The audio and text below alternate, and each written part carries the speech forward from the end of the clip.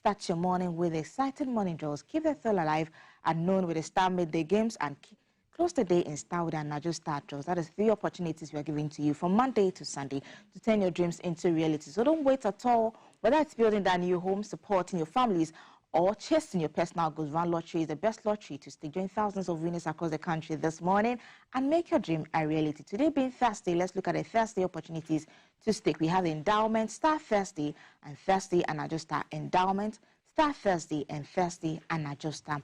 And the Social Security and National Insurance Trust, SNIT, is reminding members and the public that they no longer need to visit any of its branches to access services. With the introduction of the SNIT virtual branch, members can conveniently access services remotely anytime and from anywhere using the SNIT app or by dialing star 711 star 9 hash star 711 star 9 hash or using the SNIT portal. By using the snit.org.gh, services available include members' registration, benefits processing, updates of personal records, and general inquiries. For seamless access to SNIT's 24-hour virtual services, kindly call SNIT at 0302-611-622. The number again is 0302-611-622. To interact with the team, SNIT always delivers on its promise. And if you're looking to expand your business horizons while also enjoying a world-class experience, here's something you should know. Vanuatu Business and Pleasure Tour 2026 is bringing together business leaders, investors, and professionals for a unique blend of strategic engagement and leisure. Participants will take part in business forums, networking sessions, and investment discussions, while also experiencing Vanuatu's rich culture, scenic islands, and tourism attractions. It is business with purpose and pleasure. Registration is currently open for the Vanuatu Business and Pleasure Tour 2026. Think business, think leisure, think Vanuatu. To register, can call Vanuatu Trade Commission Ghana on 0240-229-282 or 0544-626-905. Note, registration is first come, first serve base.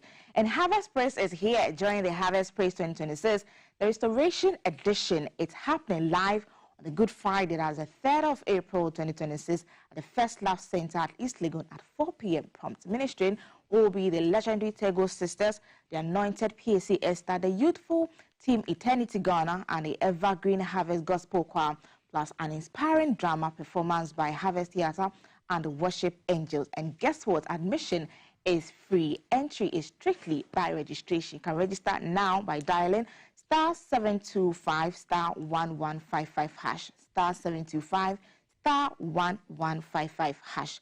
Come with your friends and families and let us all experience praise, worship, and total restoration. And the sports fan, Ghana football lovers, are you ready? The FIFA World Cup 2026 is coming to the USA, Canada, and Mexico, and this is your chance to be there live.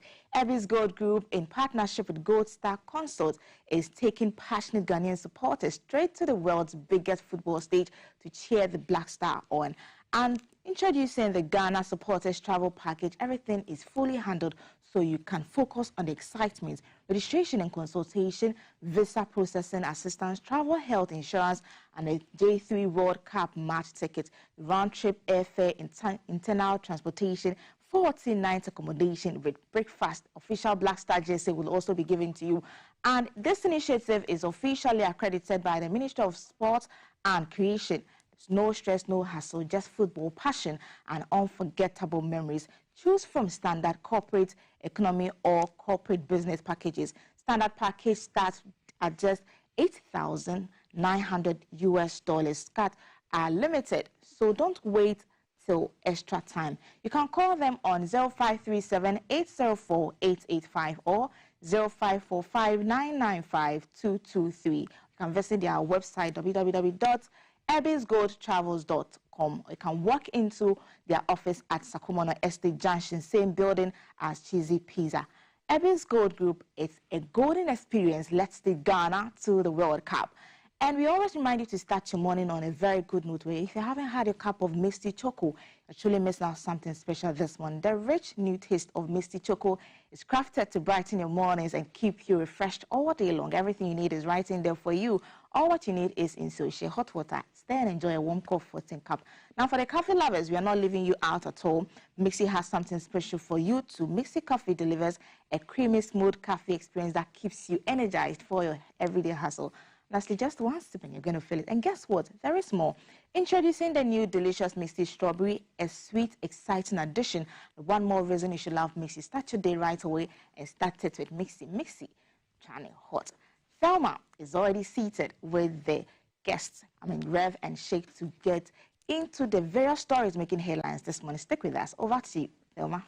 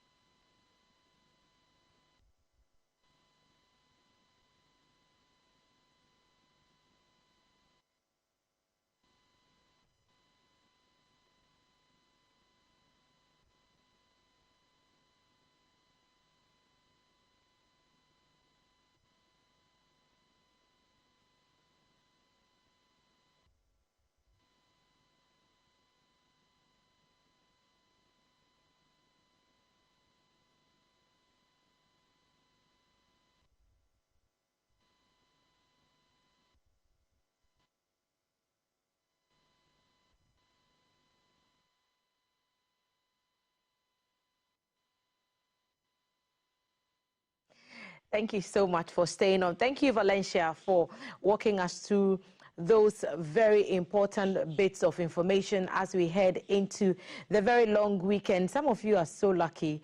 You're getting off work today and we won't see you again until Tuesday. But we'll hold the fort until you get here this fine Monday, Thursday. Church services will be active across the country this evening as many Christian faithful remember and reflect on the Holy Week a bit more intensely. Some people are calling today the day of betrayal and Judas Day, and more new names are coming up. So we are monitoring those situations, but don't be a betrayer, okay? And here are two people who are not betrayers. They've been faithful to this breakfast table, and they've performed over and above for us, personally and professionally. Reverend Dr. Lawrence Tete is founder and president of the Worldwide Miracle Outreach, and Sheikh Aremiyao Shaibu is a spokesman for the National Chief Imam. Reverend Shalom Sheikh, Salaam Alaikum. Welcome to both of you. Alaikum salam, and thank you so much for the opportunity. It's incredible, and Sheikh, we were talking about this the other day, how the Easter and the Ramadan coincided so beautifully this year, and the Christians have like a couple of more days to go, and Reverend is here as well.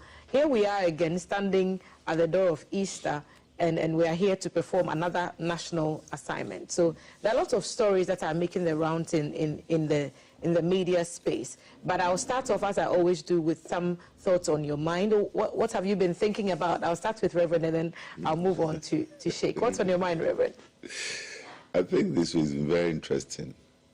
I've had a few bash. Sheikh has had his remnant, but I think I've had more bash than him. What did you tell That I said I was going to march to the Jubilee House during the time of President Nana Addo Dankwa Akufo-Addo, when he had not signed the bill, the LGBT bill. Okay. And that I was being a hypocrite, or we the Christian leaders or the CSOs are being hypocrite, religious leaders are being hypocrite, that under John Dramani Mahama, we've been very silent. I think I needed to clarify that. It is not true. I don't know about other clergies and leaders, but me, Lawrence Tete, my stand has not changed. LGBT is a no, no, no, no, no.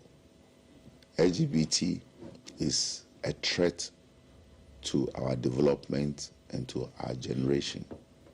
And as a matter of fact, it's a national security issue. LGBT will destroy our homes and our family.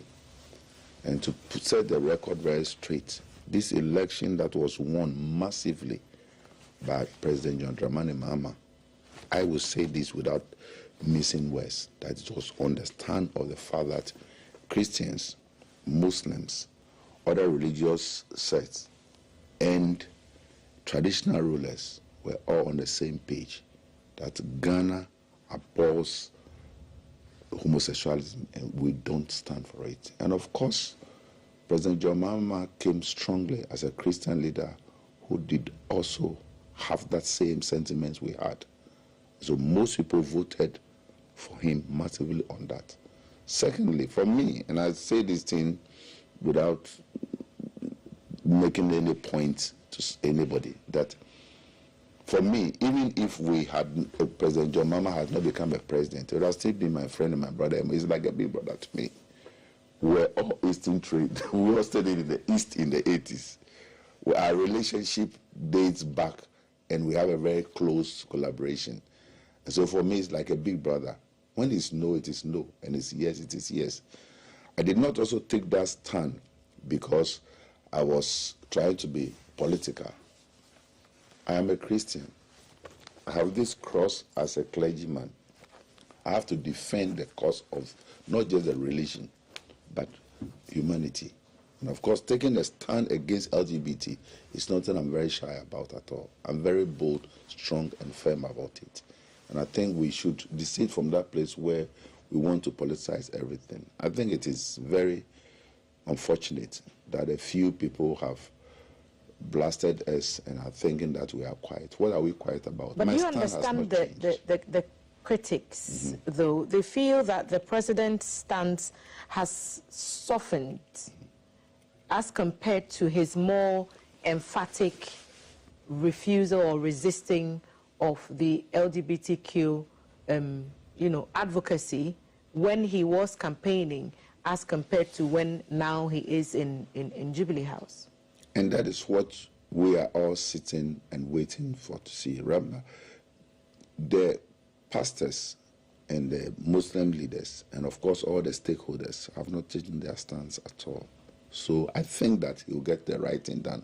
He also knows the pressure. Well, as we all know, President John Mahama is a member of the Assemblies of God. And I don't think my good brother, a younger brother, Reverend Steve Wenkan, will sit down for him not to take the right stand as a Christian. It doesn't even go well for the church he belongs to. So I think he'll take a stand. We are waiting now. We are all believing God that the bill will come from Parliament and get to his office.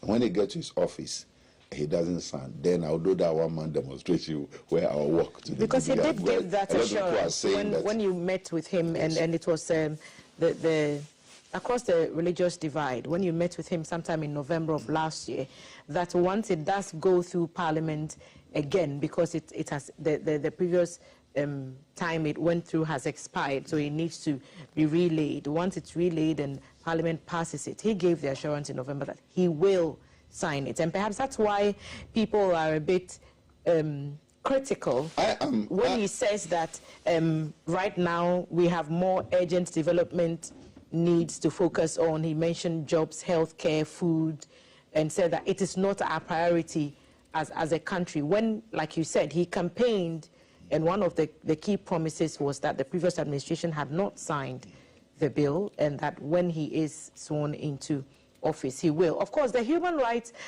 advocates are also not happy with his stance. They find that as unsupportive of their advocacy for human rights for all humans, irrespective of their sexuality or sexual orientation. So it's sort of... Before even Sheikh comes in, last week, all the religious leadership applauded President John Dramani Mahama, that because of his stance, Lincoln University, of all universities, refused to honor him with the doctorate, honorary doctorate. And we felt that that was even more of an honor for him than just going for the title. At least we know President John Mahama have had more than 10 honorary doctorates already from very Ivy universities including some universities in Ghana, and quite recently had one even in Korea. That's an honor. So as much as possible, my prayer is that we get back to that place. And some people are even saying that I've stopped this nonsense, must stop. That's not true. The billboards are already in town. This nonsense must stop this time is even going much bigger. We are doing it at the National Theatre from the 11th of May through to the 15th of May. And so we are still having this nonsense must stop. This nonsense must stop is not just about LGBT. It's about anything that is nonsense that doesn't make sense for our nation. And this time I'm mainly concentrating on the youth. A lot of things are happening in our universities, in our secondary schools, in our second cycle schools, and we want to confront it now. And so this nonsense must stop is still coming on. So it is not true that people say, since the new government came, I've stopped this nonsense must stop. This nonsense must stop is going bigger than even what it used to be. And it's going to be from 11th of May through to the 15th of May at the National Theatre. And we know the significance of that period, the 11th of May to the 16th. There's something, there's a celebration there, so we understand. But well, the good thing is that the celebration, the ban on drumming and noise making from the 4th to the from 4th May to the 4th of June is for the Gamashi area. The National Theatre is on the Osu. So I made sure I researched into all of that before we took that decision. And this time around, we are not going for the whole month. We are just doing it for 5 days to make sure that we conform with them. Don't forget that I'm a Gandangwe, and I've come from the chieftaincy home from all my side. My father is from Dodowa, the chief's home. So I could have been a chief in Dodowa. Right. And then the Gamanche too, by virtue of lineage, is supposed to be my nephew. The Gamanche was our guest at GBC on Friday. He came for our Heritage Month there, but we had a super swell time. I was particularly excited to have him back home because he used to work here. Sheikh, I wonder what your thoughts are. So a section of Ghanaians are not happy at what they think is a backtracking of President Mahama's stance on LGBTQ. They think he's now shifting the goalpost now that he is in power, and they are not quite happy. Reverend says the clergy is not taking a back seat at all, and that as the bill is relayed, he's saying we'll see once it's passed, we'll back it, make sure that the president honors his word. I wonder what's on your mind this morning. I mean, it's clear for anyone who lived in this country ahead of the elections and during the campaigns. We all heard the public discourse and the rhetorics about this subject. It was one of the very key, subjects for discussion that, in fact, was even guiding the direction of the elections. And so politicians have had to make comments, public comments, some very, very, very critical and very strong. And His Excellency the President is one of those who made responses to that. And so, in opposition, his position was clear, and it gave hope. And myself and Reverend actually applauded him last week here, especially when we heard about the Lincoln University had withdrawn the honor they were going to give him just because of his position on this. And we thought that withdrawal in itself was glorification of his position and was an honor for us, for it's a position of pride. And we were so proud. So for this comment to follow, personally, my hopes in getting this thing done dropped considerably because it gave and expressed a kind of contradictory, You said you sold your conscience because of food. That's what the comment said, and that's what Reverend found very important. I think that they've been so quick and unfair in making that judgment because we were here last week. This is the only another opportunity that we have to sit on this television set here and express our views. So if they have not heard our voice, it doesn't mean that we've been silent. And now here we are talking. Christians and Muslims' position regarding LGBTs hinges on conviction and on faith. And for every Muslim of strong conviction and Christian of strong conviction in faith, that position, as indicated by God for us, is immutable and sacrosanct. It can never be changed. So, as a nation that believes in God, we expect that we will give the seriousness. In fact, it's a priority. But the president his words were that it was not a priority. It was not a topmost during priority. the campaign period, it was a priority. But now he says it's not a topmost priority. So do you understand how people may... That's how I also see it. Because, in fact, myself and Reverend here, we sat here and I said, the former president should give us the opportunity to remember him for something good that he would do by signing it. I was personally say, I want to remember Nana Akufo-Addo after he's left office. For if there's one thing that we want to remember him for, we must remember him for protecting our culture. And the president at the time had written to Parliament that there were challenges to the bill in its then form that were in court, and that his not signing was because of those issues whilst they were being resolved in the law courts. Those issues were germane at that time, as it may be considered now. But why were there all the critics? When the document failed to reach his table, we were all not happy. Because there were other things that legal processes have been used to scuttle so that we can get certain things, policies done. So once this one was put behind, we were all not happy. So we came into 2024 elections and 2025 with the hope, strong hope, on our current president that he will do that. And that's why I feel that the public is feeling, but we here want to say that we are not doing politics with this matter. So just as our position was strong during the former government, it remains strong even now, not changed. The president is saying it needs to go through consultation and it needs to be subject to a democratic process so that we ensure that it adheres to not just constitutional provisions and protections, but also the Ghanaian culture and moral values. I would have wished that he stayed there. But to say it is not a priority. Not a top priority. Because during the campaign period, it was a priority matter. It is one of the key issues for public debate that was influencing people's mindset about the voting. So, Your Excellency, good morning. I mean, you are my very good brother. Olman is my father, is your father. And that is Olman's stance on this matter. His stance is so strong against LGBT. His wish would have been that you will sign this or expedite the process before he dies. If there's anything I can advise, before Olman dies, if he has to die just from now, but I don't hope him to die, he would wish that this thing is signed before he departs. So if I can advise my very good brother, Mr. President, remain courageous, never step back. Your Christian conviction must be given the fullest of expression. Just like we who are Muslims also give you the backing. We should not be afraid. And I'm sure that this subject has come because of aid that we will get. We're going to, I mean, a lot of things are being considered. So I would have wished the president to remain that well.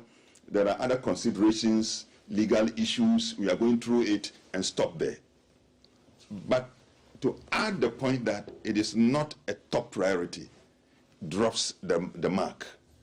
And I think that if the president can have another platform to explain himself very well and restore this subject to its position of one of the top priorities, because during the campaign period, it was a top priority.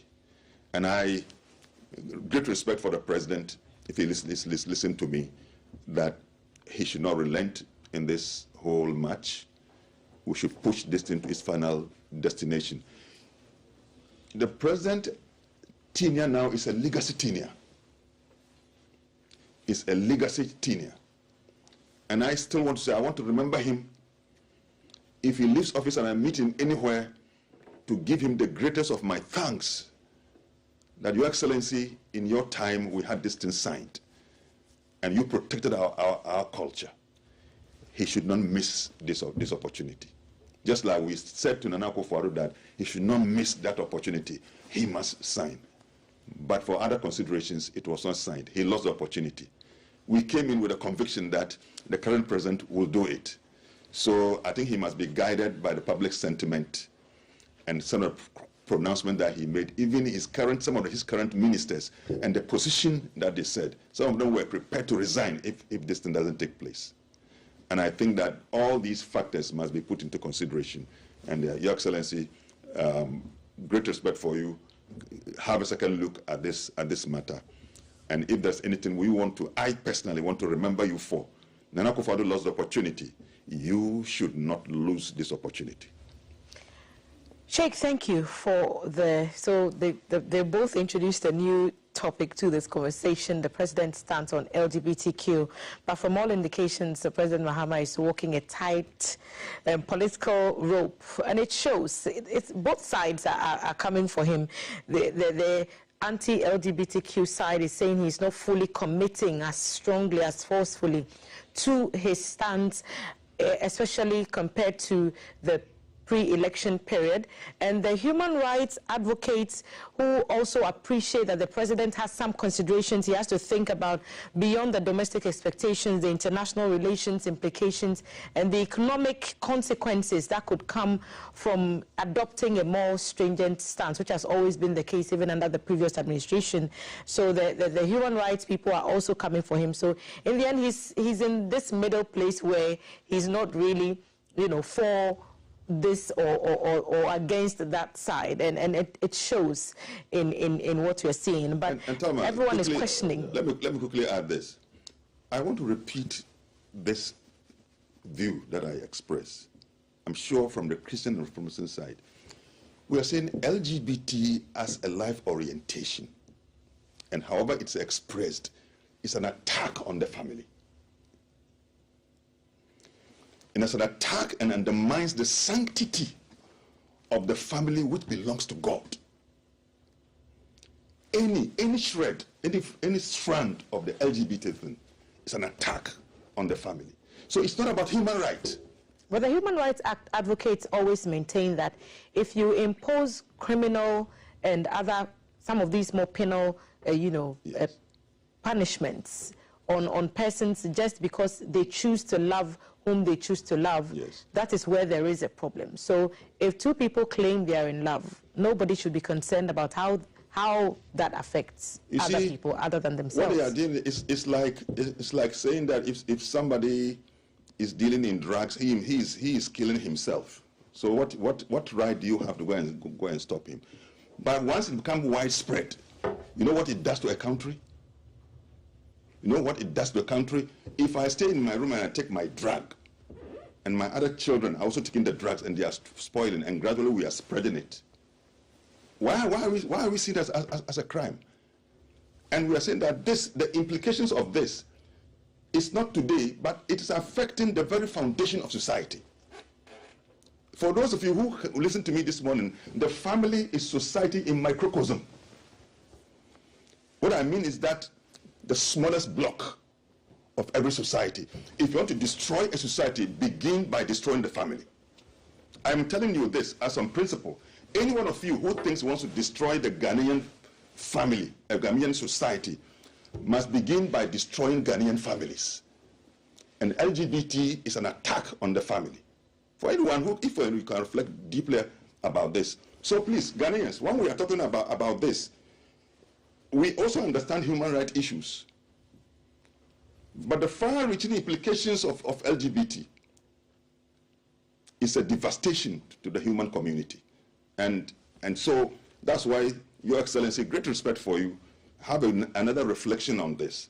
For us in Ghana here, culturally speaking, that's why I say it is objectionable, it's reprehensible, immoral, it's evil for us, regardless of whatever you want to put on it. LGBTQ and all those plus means that it's going to infinity.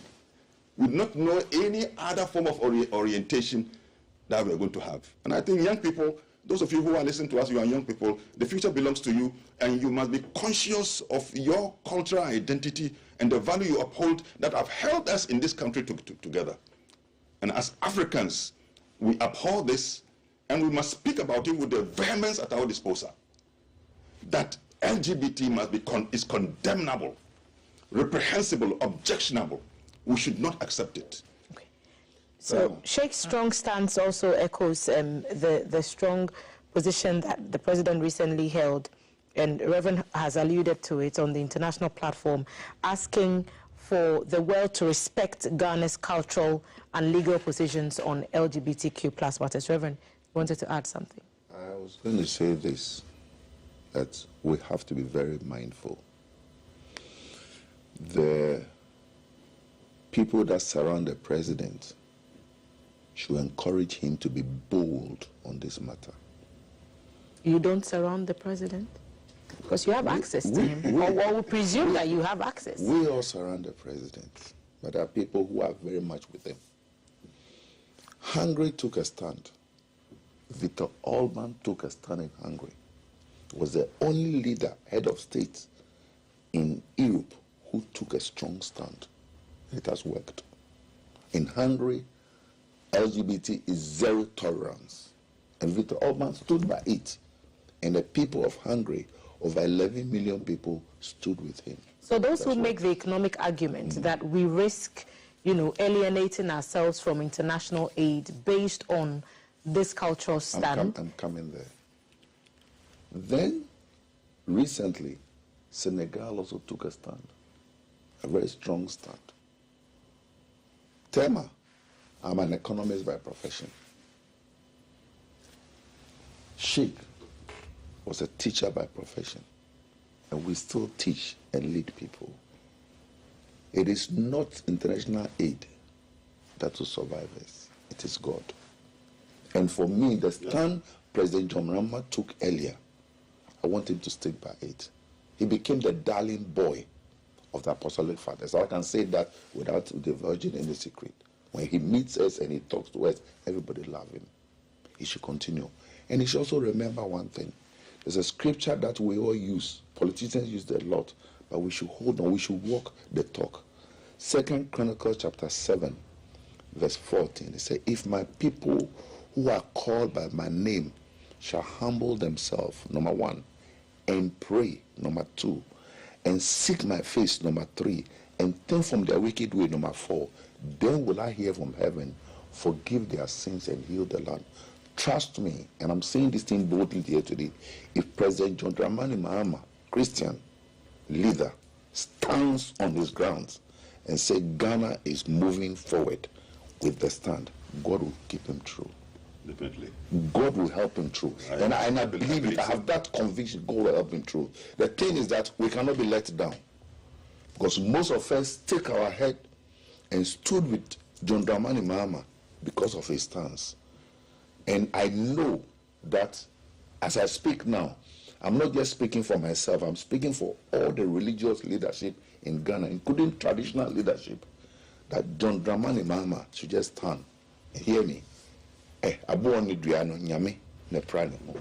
will take care of us. God will take care of him. And you know the beautiful thing? President John Mahama has been one leader in Ghana who has served from every stage. He's been a constituency leader. He's been a parliamentarian. He's been a deputy minister. He's been a substantive minister. He became a vice president. He became a president. He lost election. He tried it and lost again. He came back and he became a president. Trust me, God's hand is upon him. I urge him to march on. Because the most unfortunate thing that will happen is if he takes the wrong stand and the very religious leaders who stood with him stands against him. It's not the best. So I will admonish him. The president is hoping to win local support even under intense global scrutiny. So this is an unending conversation. So we'll rest it for now. I don't know why you want to end it. We want to talk. In fact, we don't want to end this subject. This subject is very important to us. Because another subject of also prominent importance is what is happening at the Public Accounts Committee sitting. Okay. And the revelations of still irregularities and financial misappropriation of funds. So yesterday, for example, it came to light at the Public Accounts Committee sitting that 8.2 million Ghana cedis has been lost in a toilet for all contract scandal. The biggest issue was the questionable contracts, which were worth that sum, the 8.2 million, under a sanitation program. The contracts covered 300 household toilets in Kumasi, 200 in Tamale. Contractors allegedly received mobilization funds, but they did not work. A monitoring team confirmed that no work had started on the site, and yet that money is unaccounted for, 8.2 million Ghana cedis. Another matter raised yesterday, missed documents, which have also raised red flags. The officials failed to produce key contract documents during the hearing. The explanation given was that the documents had been sent to the National Archives, and the committee rejected this explanation, and they said it was unacceptable, especially for recent transactions. So this is not something that happened too long ago, just towards the end of 2024. So there's ideas circulating that's a possible concealment, exposing weak record keeping, or perhaps a deliberate obstruction of auditing processes. And 2 officials have been summoned to answer questions at the Public Accounts Committee. One, Mr. Theophilus Okai, now at the Defense Ministry, and Mr. Bright Odru-Kwarteng, now Director of Finance at the Trade Ministry. And the committee wants them to explain the contract handling and produce documentation, and also account for some of the decisions that they've taken. So financial irregularities with us once again. I'll start with you on this one, Sheikh. I'm sure that you followed this 8.2 million Ghana cedis in a toilet scandal. Well, these are some of the things that we are showing concern about. Last week, we were thinking about this, what are going to the value for money office that is going to be created. And I said there are different layers in terms of our fight against the structure or our architecture in fighting corruption. So many of the layers. The OSP's office is there now, it's also under attack, and so on and so on and so forth. So our commitment to really fighting corruption is still suspect. And why we will sit down for a certain amount, is it 8.2 million? Yeah, we are not saying thousands, or I mean millions, and going waste that we cannot account for. I think this is a serious matter that deserves to be well investigated, well investigated, and those who will be found culprit. We have to make example, of people who either by sheer act of negligence or act of just corrupt, to siphon public funds, for us to really suffer this. We're trying to improve our sanitation situation because of people who are not for their own fault, they happen to be in a very disadvantaged situation, build toilets for them so that our sanitation situation will improve. So if somebody who has no conscience, or through mismanagement or malfeasance or whatever reason you can associate with this kind of loss, we really must investigate this. I mean, seriously. I think for me, that's where I'll stop with this matter. Okay, all right. So let me bring Reverend into this conversation. So this is only a fraction of the problem from what we are being told. The accounts, and it's been reported on multiple news platforms, Daily Graphic and elsewhere, that the 8.2 million Ghana cedis is just a fraction of the bigger problem, and that's 3.1 billion Ghana cedis is also flagged in unreconciled government commitment. 1.5 billion Ghana cedis sanitation-related claims without supporting documents. 1.2 billion Ghana cedis market projects with payment concerns, and some completed projects, especially staff bungalows, were excluded after verification. So the systemic issues still continue to come up in these conversations. Thelma, probity and accountability, very important. This is what we've seen. There are many more loopholes that we are here to see, and we must all wake up. Now, little drop of water can make And so we should get to that place where we are waking up to reality, that there are certain lapses in some of our agencies that are eating into the national coffers, and these monies are going to individual pockets. And for me, that is why I'm very happy that probes are instituted, that people are brought to book. When 1, 2, 3, 4 people are punished, everybody knows that, hey, if you go that way, you also be a victim. But we shouldn't forget that this is a collective responsibility. We should not just leave it to certain agencies to handle. We all, like we are doing here, the journalists, the clergy, the leader, the cleric, the security agencies must all put their hands on deck to make sure that these wrongs are corrected. Because whether we like it or not, it's affecting our nation. There are people who have stolen so much, and silently where they are hidden, people will not know. We are talking about toilet. How many people would have sat down to think that public toilets is siphoning this amount of money? And the monies we are talking about are not, how many millions? 8.2 million. So you can imagine what some other people are doing now that are destroying our community. And so when we talk about even our foreign exchange and our money and lack of money, it's because some individuals have been able to pocket and shed so much. So we have a responsibility, and the responsibility, we must all take it up. A collective one that will help us rebuild our nation of Ghana. The probe is very important. It should not be politicized. My biggest challenge in Ghana is that when there are issues that we must be addressing, we tend to politicize it rather. So it becomes an NDC, MPP issue when it's supposed to be a nationalistic issue. And that is what my issue is. We have to probe into it.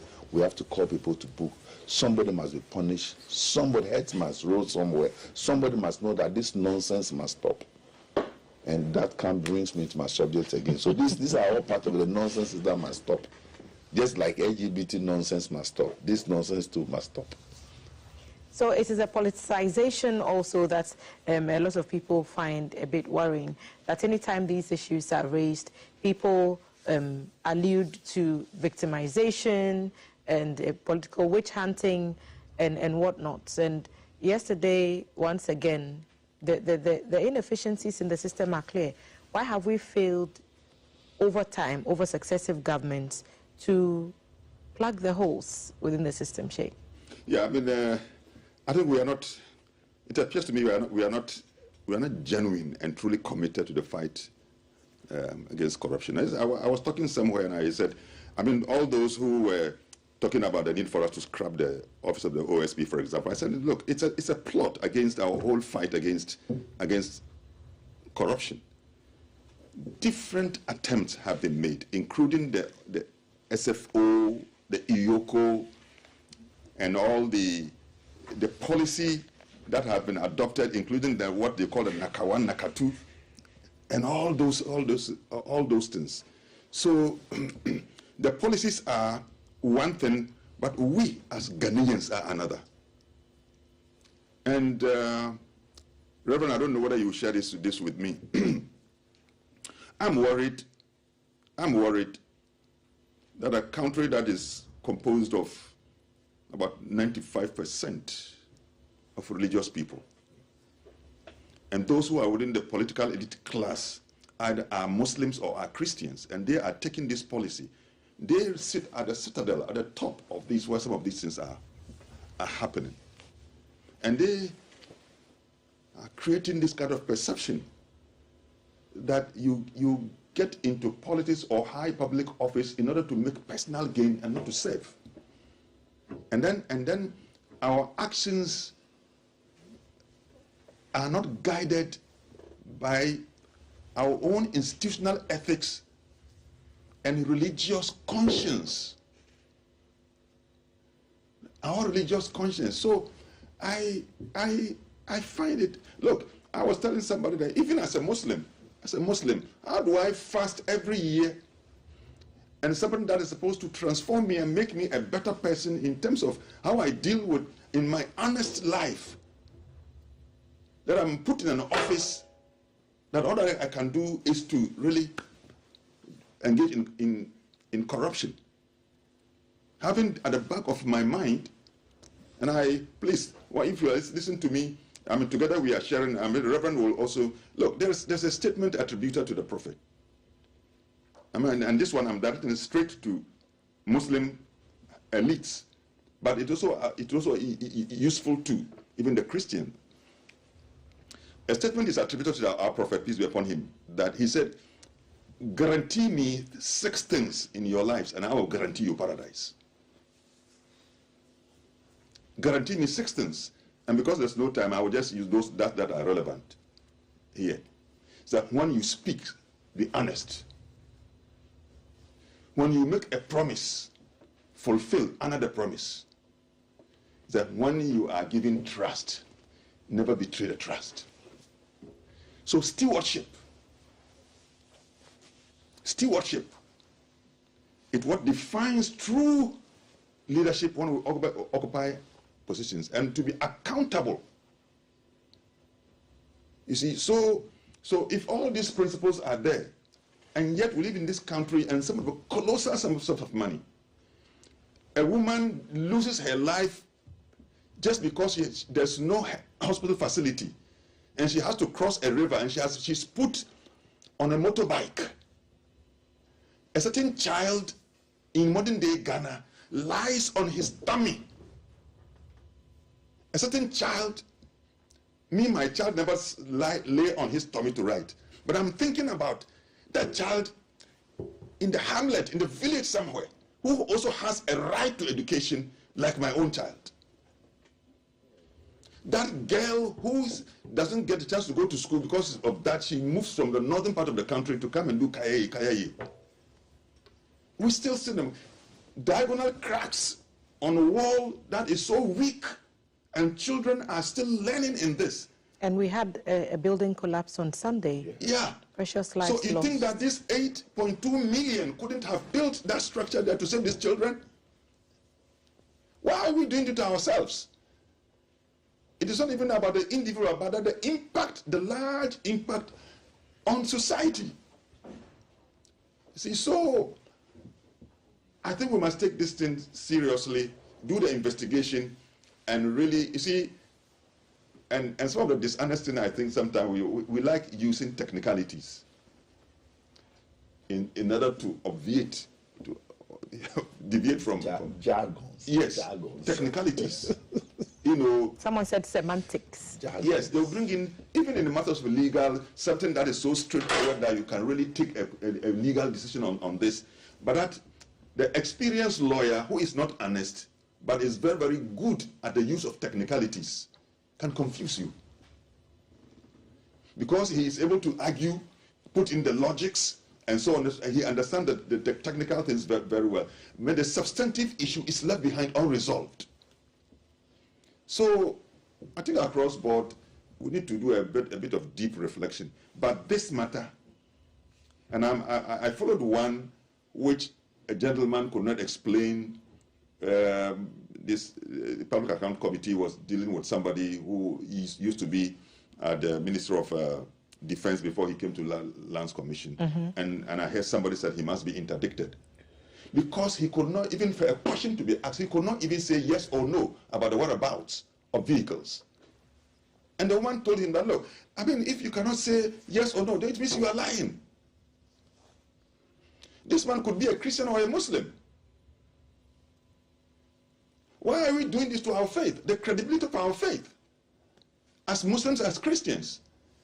We are those who hold the value of this country. Look, if religious people, if we lose to really do our work well, this country loses. And that's why people are now not losing in respect and listen. So we must speak about this thing and see how religion influences, sanitizes our moral space. So that even as we work in public, there's the influence of our religion that helps us to reduce the level of corruption that we are. But this one is not spiritual.